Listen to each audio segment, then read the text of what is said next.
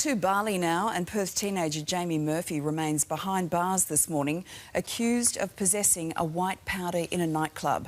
Nine's Oliver Peterson is in Bali for us. Oliver, the 18-year-old faces potentially 12 years behind bars.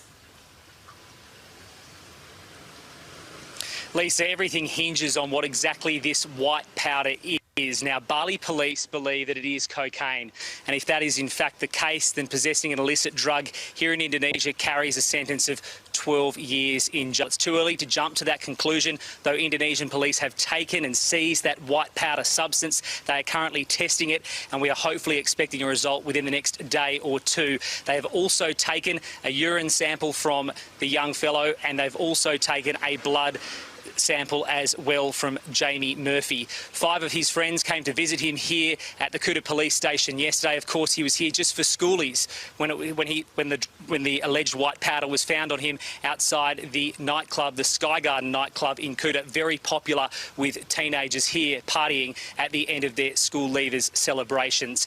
But we will find out further details exactly on what Jamie Murphy will be facing. He has not been named as a suspect. He can be held here at the Kuta police station for 3 days. If he is then named a suspect, he can be held for a further 3 days. He has now had a lawyer as well appointed to him locally here in Indonesia, and of course the Australian consulate liaising with his family to find out as much information as possible. Lisa. OK, Oliver Peterson there in Bali, thank you. And for more information, Foreign Minister Julie Bishop joins me now. Foreign Minister, good morning to you.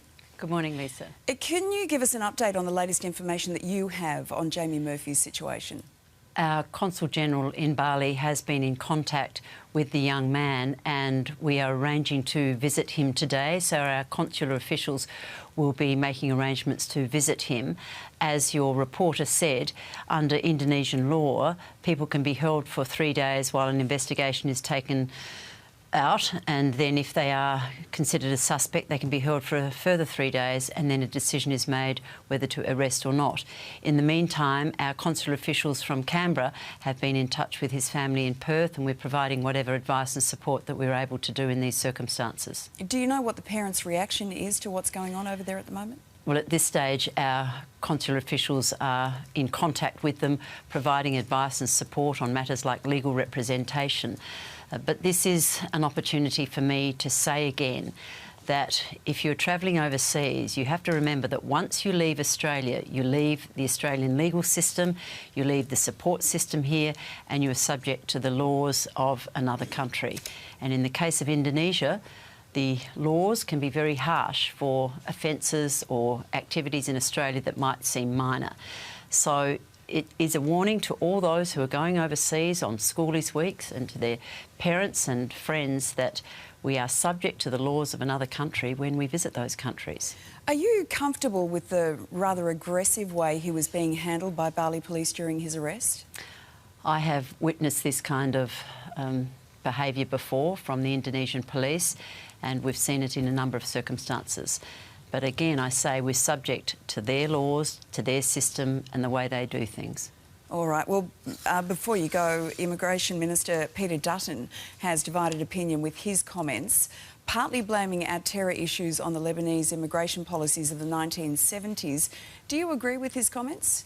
What he was seeking to say is that back then we didn't have the kind of services that we do today. Today we have significant services available for people who are coming to Australia to resettle here, but we also have significant security and health checks to ensure that people who do come to Australia can make a contribution to life here. And I think that a lot has changed in the 30-odd, 40 years since the time that Peter Dutton was talking about, that we now do have significant support for those who are seeking to make a life in Australia.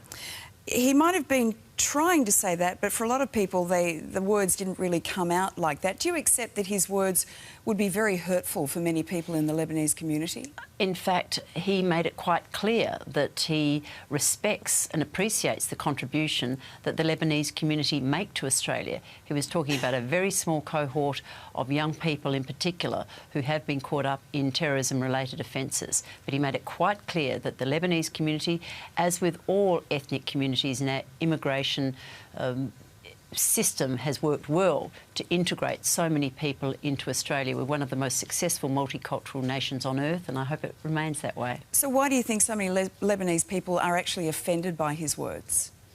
Well, I've not been contacted by anyone who's offended, and I know that Peter Dutton has gone out of his way to praise the contribution that Lebanese Muslims and the Lebanese community makes to Australia more generally. He was making a specific point about those who've been caught up in terror-related offences. OK, Foreign Minister, always good to have you on the program.